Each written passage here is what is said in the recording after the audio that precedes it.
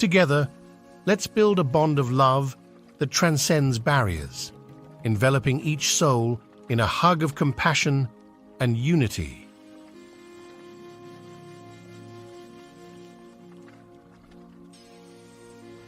In this world, good people are suffering more or bad people are suffering more? Good people are always suffering more. Yes? People who think they are good, they are simply a suffering. Isn't it so? Please look at this. Now, first of all, how did you become good? He's not okay, she's not okay, he's not okay, he's not okay, he's not okay, she's not okay. Compared to all these people, I am a good man. From where did you get the idea that you're good? Tell me. You have compared yourself with lots of people and you labeled everybody as bad. And now you feel good. Somebody who thinks he is very good, in his mind, nobody in the world is okay. The more good you think you are, nobody is okay for you. Is that so? Isn't it so? People who believe they are very good people, nobody wants to go anywhere near them because they're so good, no life can happen. Your goodness is only in comparison with something else, isn't it? Yes? And you establishing yourself as good and making all these people are totally wretched people, then I am a really good man, isn't it? Isn't it so? Good people won't get anywhere, either in this world or in the other world. Can you take a joke? Do you have good digestion? Huh?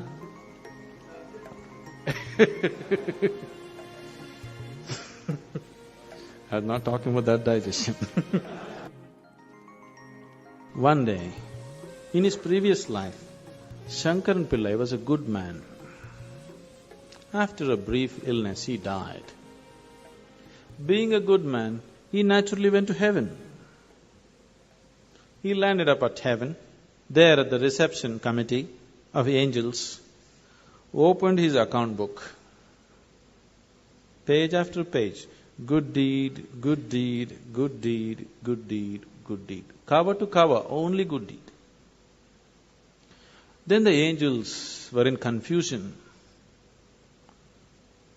Then they came to Shankaran Pillai and said, Mr. Pillai, there's a little problem here. He asked, what is the problem? He said, the angels said, see here we have various kinds of accommodation in heaven, various levels of accommodation. One bad deed means highest heaven, sea front view. 2 bad deeds, next level of accommodation, 3 bad deeds, next level of accommodation, like this. But no bad deed, we don't have such a place. We really don't know what to do with you. You are the first man to come like this.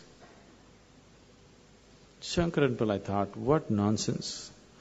In the world, nobody wanted to come near me because I was such a good man. I lived with the hope of getting to heaven, and even here problem. Then the angels had a discussion and they arrived at a conclusion. They said, don't you worry, Mr. Pillai, we have found a solution. Your body is still intact there.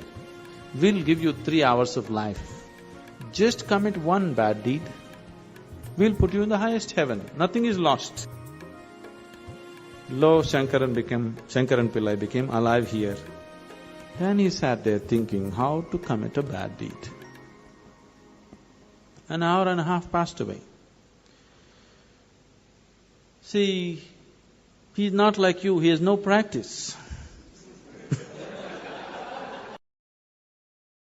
After an hour and a half, he remembered, in the neighborhood, there is a woman who is well beyond her prime, who's been casting inviting glances at him.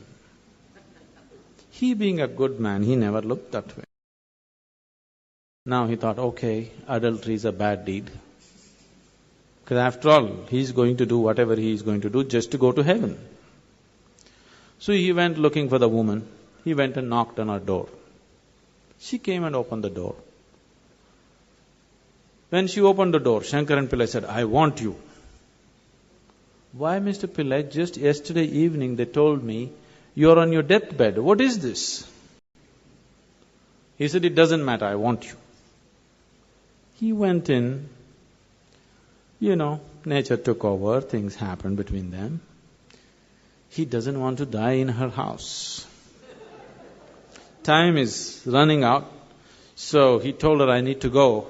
And he came to the door. The woman came to see him off, and she said, "Mr. Pillai, do you know what a good deed you have done for me today?" "One more good deed." What to do? So good people will neither make it here nor there. It's not your goodness which liberates you. Your goodness is only in comparison with somebody else. Your goodness being in comparison with somebody else, it's not about goodness, it's a kind of sickness. It's just like, right now, people are going about like this. They are happy. They don't know what joy is. Their happiness is just that they have things that other people don't have. Isn't it? Now let's say, you are all very hungry, but my stomach is full, and I feel so happy that nobody has food, but at least I have something to eat. Is this happiness or sickness?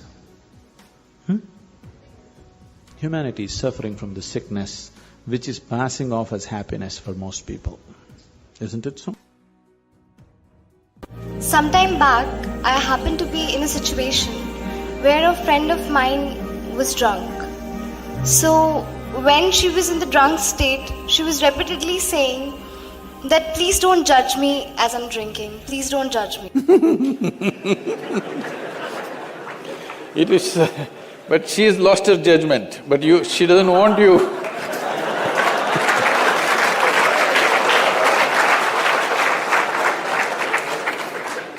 So my question is, whether it is alcohol or not, in life, why are we so apprehensive about being judged by others? And how can we not let this come on our way of being happy?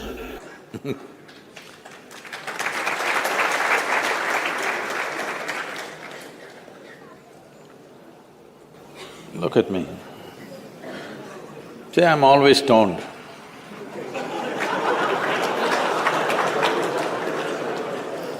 Never touched a substance, but always stoned. You can judge me whichever way you want.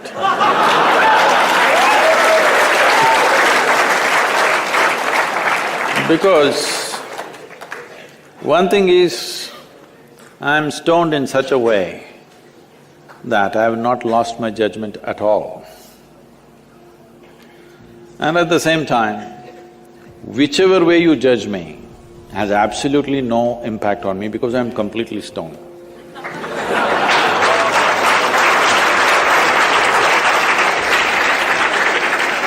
Having said that, why this consumption of alcohol and drugs is growing the way it's growing in the world is, this is because the heavens have been collapsing.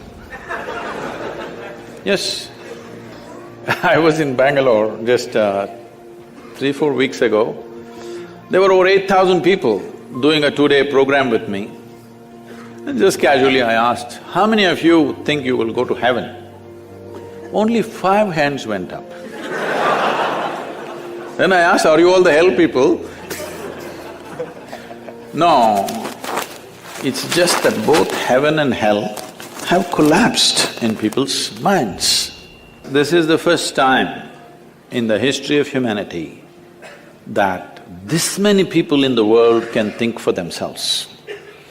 Otherwise, your priest, your mullah, your pandit or a book was thinking for you. The first time that so many people can think for themselves. Are they thinking right, thinking wrong? There are many issues about that. But they're thinking right, thinking wrong, but they're thinking. So all illogical things are naturally collapsing. Still, this generation has not fully walked away from it, still there is fear. They can't openly say, there's no goddamn hell or heaven. They're still fearful about it, but they're trying to make a little heaven for themselves here. So, hey, wait. So naturally, when they're not able to do it for themselves out of their own intelligence, they will fall back on chemicals. Today, just to take very affluent societies, because every society is aspiring to be like that, let's say you take United States, which is the most affluent nation on the planet right now. 70% of US population is on prescription medication. Another 30%, of course, buying it off the back streets.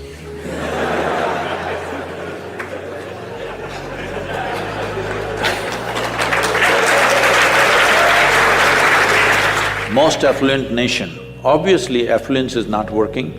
To be healthful, you need chemicals. To be joyful, you need chemicals. To be peaceful, you need chemicals. To be ecstatic, of course, that is ecstasy. So, I'm not even looking at it morally. It's never a moral issue for me. If 90% of this population right now is on chemicals, believe me, the next generation that we produce will be a generation which is much less than us. If we produce a next generation less than ourselves, we have committed a crime against humanity, because the next generation must be at least one step ahead of us, otherwise we've lost it. We've lost the entire process of civilization when we produce a next generation which is actually less than us.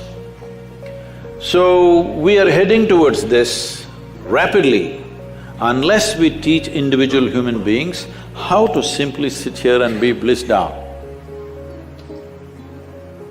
Stoned enough or no? Just look at me. But am I conscious enough, alert enough, clear enough? If there was a way to intoxicate yourself without losing your judgment, without losing your awareness, without losing your intelligence, it's a great thing.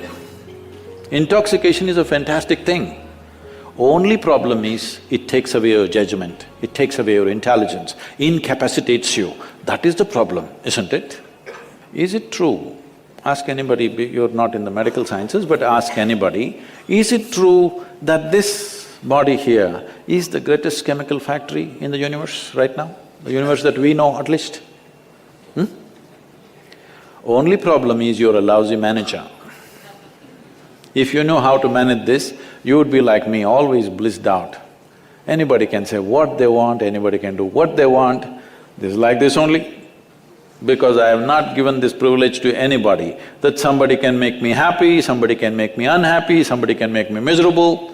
Right now, you are a consequence of other people's opinions. Where do you plan to go like this? Anybody can ruin you. You went outside, somebody told you, Shreya, you are the most wonderful human being we have seen. Then you were floating on that cloud, what number? What number? 9. Oh, in South we do 11. You were floating on cloud whatever number, and you came home, people at home told you who you really are. And the cloud will crash. No. It's very important that neither this way or that way, we listen to everybody, because we could be doing something wrong. Hello? Any moment we could be doing something wrong, so we listen to everybody. But what they say will not determine how I am. Never, ever. This you must fix, and you must tell your friend when she's not drunk. Because otherwise she won't understand. The critics or whatever, somebody is criticizing me or somebody is saying something, I'll become more determined to score runs also. But I'll get very disturbed very quickly also. So, what I should do at that time? Should I reply to them? What is the most important part of your life is what's happening within you, isn't it? Yeah. Whether misery happens within you or joy happens within you, it only comes from within you, isn't it? So if joy is coming from within you, why can't you have it coming all the time? If it was coming in the Delhi tap, I know it goes dry. But if it's coming from within you, why can't you keep it flowing? Yeah. Because we have not taken care of this, isn't it? How you are should never be determined by how somebody else is. Yeah. Once you allow that, you will remain a slave to somebody all your life, because they will decide whether you will be happy or unhappy. Yes. The question is not about justice and injustice, that's a different thing. But still, whether there is justice or injustice, the most unjust thing that you can do for yourself and everybody around you, especially other people who have such a big expectation of you, is that you make yourself unhappy. Because unhappy means unpleasantness. Unpleasantness means inefficiency of life. Inefficiency of life means you will get out. Yeah. In your profession, True. inefficiency of life means you will get out in somebody else's profession, he will shoot a bad picture of me, somebody else will do something else. But in your life, inefficiency means you're back in the pavilion. So, in your life it's much more stark compared to other people's lives, because other people can explain. Yeah. Other people can explain their inefficiency. You cannot explain your inefficiency, we see it and that's all. Yeah.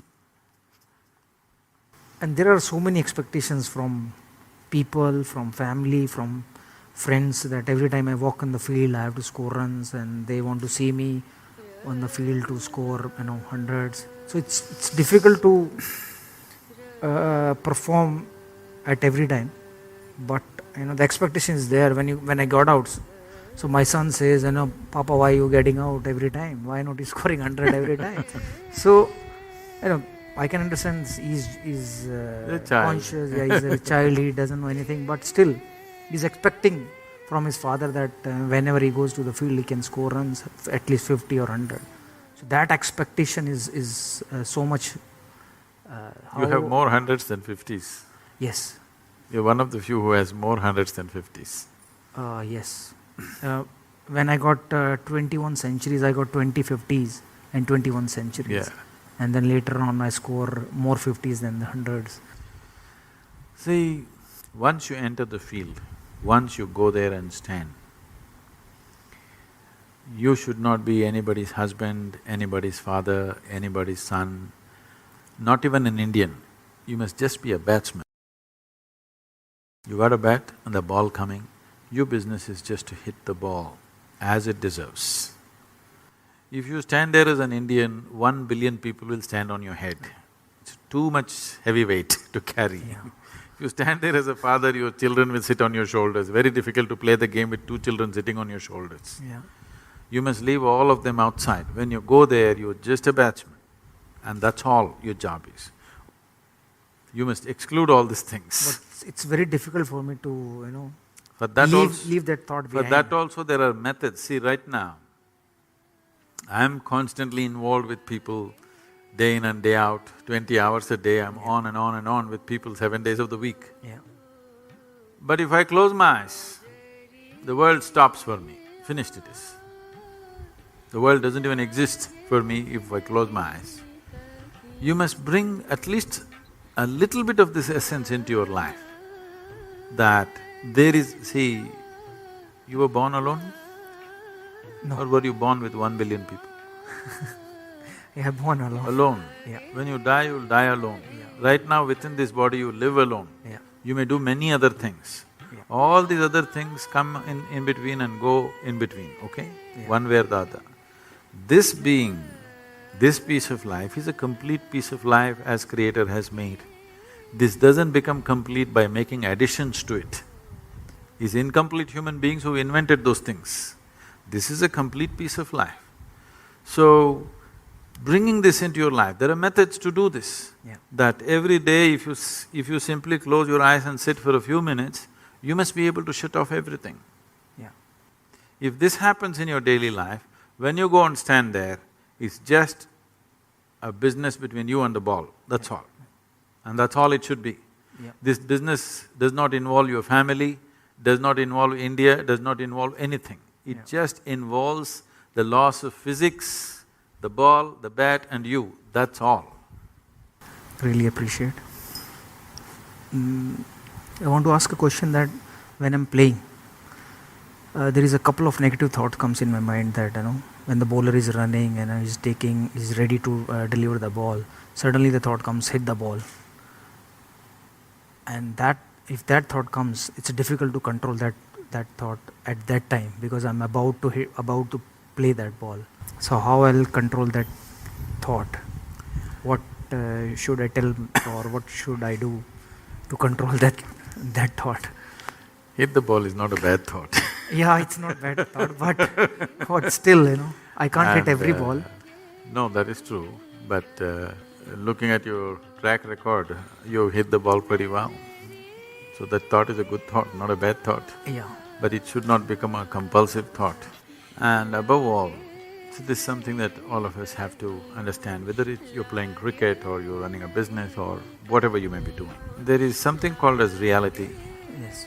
There is something called as impressions of reality that we carry within ourselves. Yes. Suppose you never played cricket in your life, for the first time, you stand there. Yes. If a ball comes at you, you would naturally like to look at it, how it comes and then hit it. Only because you played cricket for a certain number of years, Yes. now you have this thought, because there is a score to fulfill and there are expectations, this time India has to win and so many things, expectations of 1 billion people, Yeah. all that stuff. But actually, you don't play a game. I would call everything a game in life. Yes. Whether you're on a playing field or you're in any other field, it is a kind of a game. You don't play any game well, you don't win a game because you want to win. Yeah. You don't hit a ball because you want to hit. Yeah. It is only because you do something right, it all works. So if you want to do something right, if you want to do anything right, first thing is we're able to grasp the situation for what it is. You're expecting the ball at 160 kilometers per hour. Suppose he lets it out at 60 kilometers per hour. It's the easiest things to hit probably, but you may miss it simply because you're expecting it to happen in a certain way. This expectation is coming because your memory is projecting into reality and making an unreal reality. So if there is an intelligent bowler, he reads this and he will make those things, and it is not always the fastest bowler or the one who spins most who gets the wickets, it's one who reads the batsman's expectations and just does the reverse of that, who manages to fox the batsman.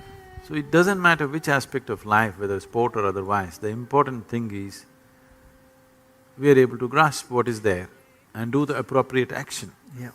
In a sport, it becomes very, kind of focused, because so many people watching, and we know if you don't hit the ball right, all of us know it. Somebody is driving, if he, instead of missing the pothole, if he hits the pothole, maybe not everybody notices. Somebody is doing business, instead of doing the right thing, if he goes little off, maybe not too many people notice it. But in sport, if you don't hit the ball, if you don't take the ball in the center of the bat, all of us notice it. Yes. Not just you, Yes. not just the bowler.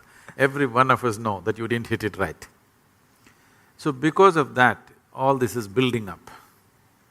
I was just talking to somebody and they are just then… somebody was telling me, we got to beat Pakistan this time. I said, don't try to beat Pakistan, just hit the ball.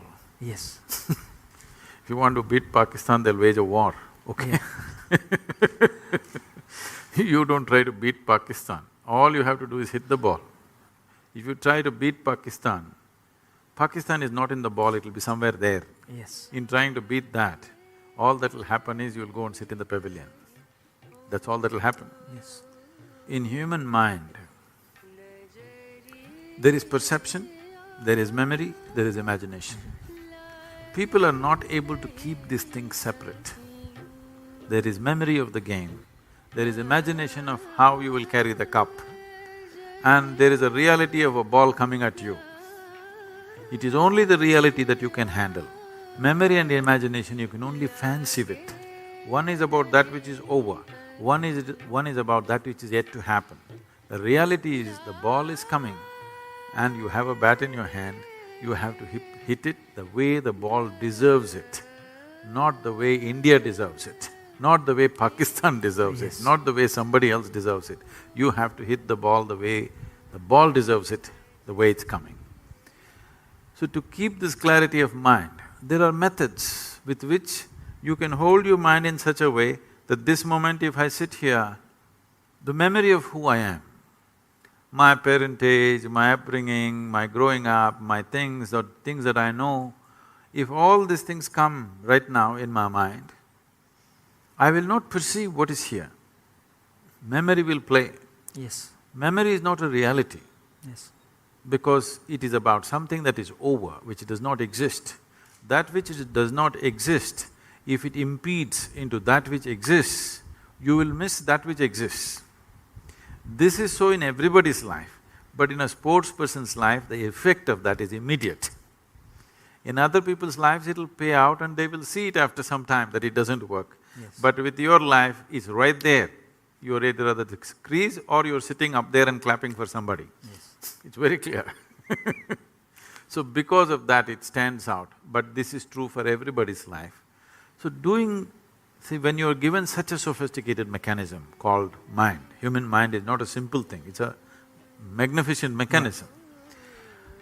Even if you buy a phone, a simple phone, which they're calling it smart, it's not as smart as you, okay? Yes.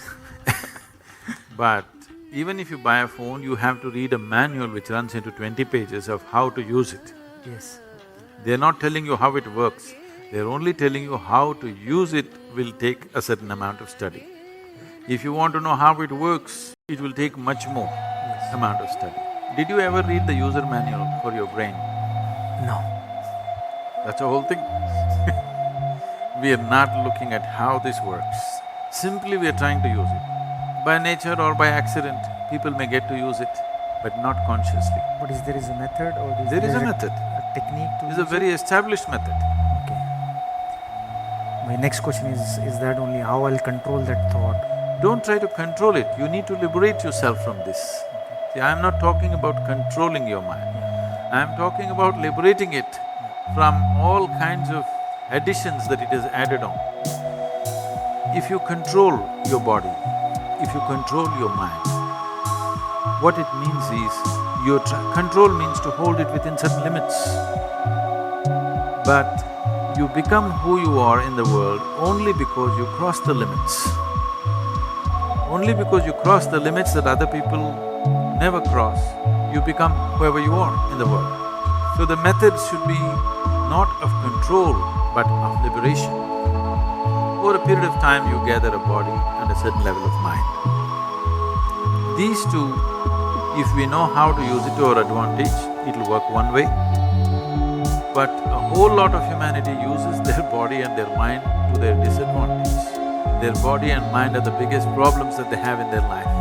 To make this body and mind in such a way that you don't have to control them. What would you like to control? You would like to control something that's gone berserk. You would like to control something which is destructive. Why would you like to control something that is creative, something that is competent, something that is capable? Why would you like to control that? Would you like to control your intelligence? Because if there is a certain level of ignorance, you want to control it. Would you like to control your intelligence? Would you like to control your physical strength? Would you like to control anything? You would want to liberate it. You would want to focus it. You would want to put it into proper use.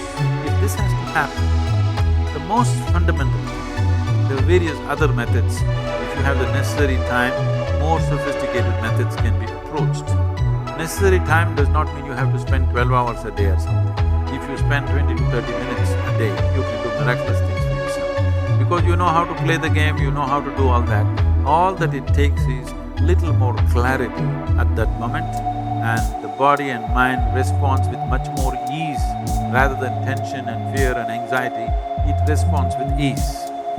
There is substantial scientific and medical information today to clearly say, only when you are at ease, your body and mind functions at its best. We have given it to the cricket team also, I don't know if it reached you. This is called as Isha Kriya. It's a simple process.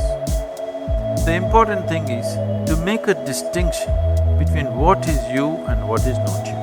When I say what is you and what is not you, whatever you associate yourself with after some time you start experiencing it as myself, because somewhere in your mind you identify with it. Starting from the most fundamental thing, it goes into various things, which causes enormous amount of disturbance and misery. But the most basic thing which breeds this is your own body and your mind. When we say your mind is largely the thought process and emotions that go on there. This thought process and emotion mainly happens the way it happens because of the type of memory that you have gathered there. Obviously, you gathered memory over a period of time, isn't it?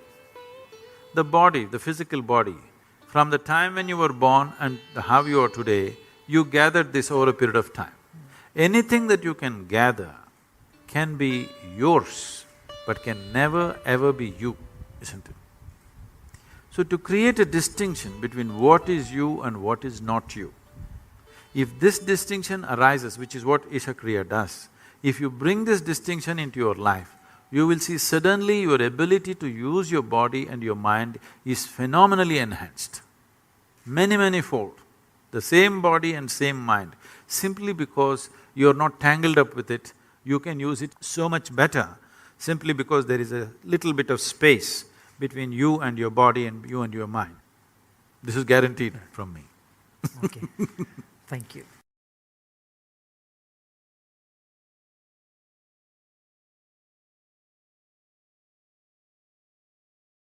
We hope this video has been a source of inspiration for you. Be sure to check out our other content and share your wisdom with the world.